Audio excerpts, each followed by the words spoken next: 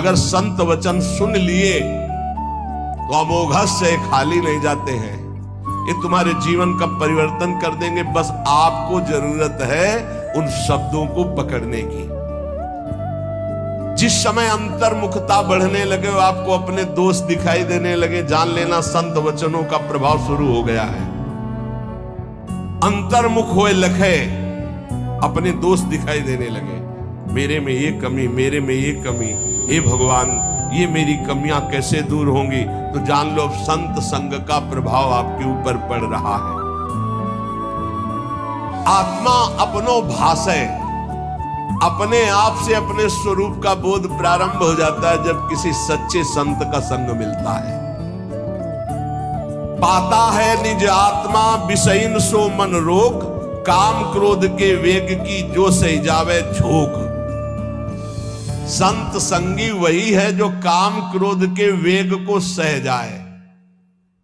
काम आया सह गया, क्रोध आया सह गया। हमें देखते हैं कि काम क्रोध को सहने की तो वृत्ति साधक में है, लेकिन ईर्ष्या को सहने की शक्ति नहीं है।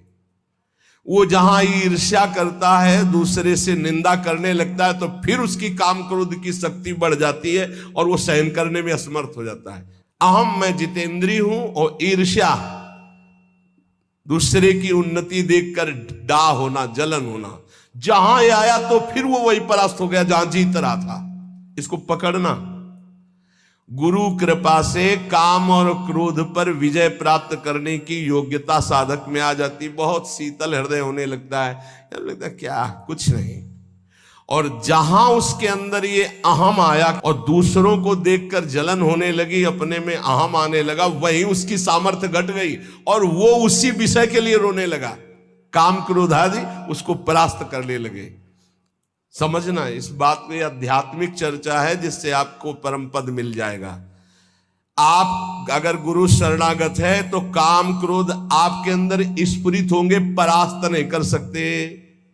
चिंगारी की तरह स्फुरित होंगे, ज्वाला की तरह नहीं। पक्का समझ लो, दो बातें हैं यदि तुम काम क्रोध से परास्त हो जाते हो। पहला, आप गुरु आज्ञा का उल्लंघन करके कोई गंदी बात देख रहे हो, कोई गंदी बात कर रहे हो, कोई गंदी बात करने वाले लोगों का संग कर रहे हो।